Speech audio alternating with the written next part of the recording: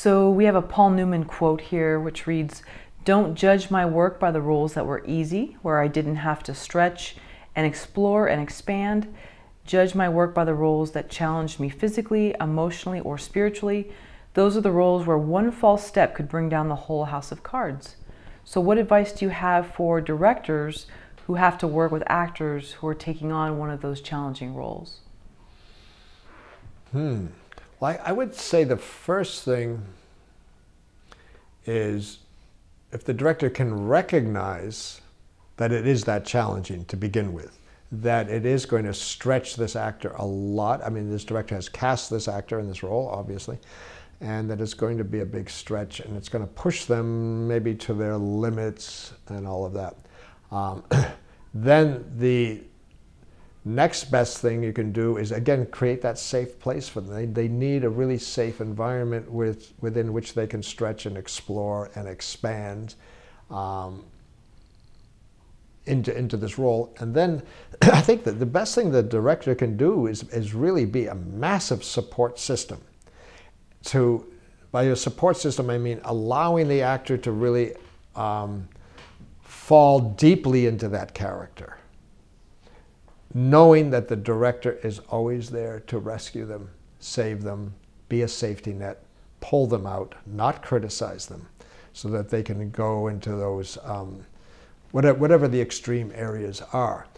And then one other thing about this, because when I heard Paul Newman, when he said this at Yale when I was there, he said it differently. I just realized when I heard it again, because he was talking about a lot about the roles, the scripts that were not well written and that were really challenging because there wasn't enough to hold on to. And this may have been what he meant here with the whole house of cards is going to fall down if you don't pull it off. Now, from a director's side, a director's also got to recognize if that's the challenge we have here.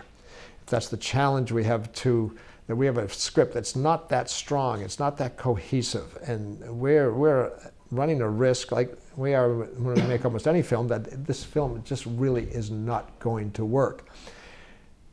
And what I suggest there is that what has been done on a lot of films. I have a quote for you, since you have a quote. James L. Brooks, who did As Good as It Gets and a lot of other great films.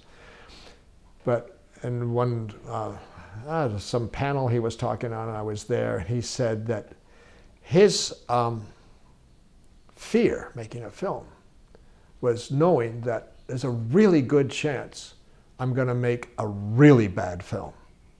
And his goal was to just not make a bad film. He's not trying to make a great film. He's trying to not make a bad film because he's very much aware of how delicate this whole process is and how easily it could fall apart.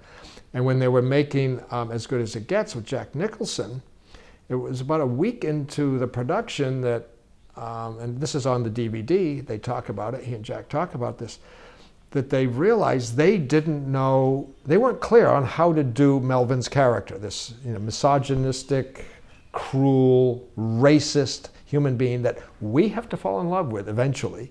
We have to believe that he can fall in love with someone else eventually, and it's a love story, and we have to believe at the end that Helen Hunt has fallen in love with him. And Jack Nicholson and James Brooks, who was one of the writers on it, had no idea quite how to pull this off. They realized they were in deep trouble. So their decision was they shot a huge range of performances on every scene with Jack Nicholson. A huge range, from being very gentle to being really brutal. In other words, the level of brutality and callousness and charm and humor, all of those were played within every scene, a wide range. And they said, we'll figure it out in post-production. We'll make the choices in post-production.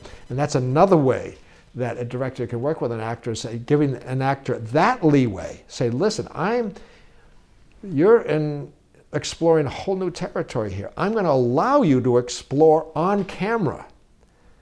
And then in post-production, we'll make the choices. So you don't have to feel like you have to hit it right because you don't know what right is, and neither do I.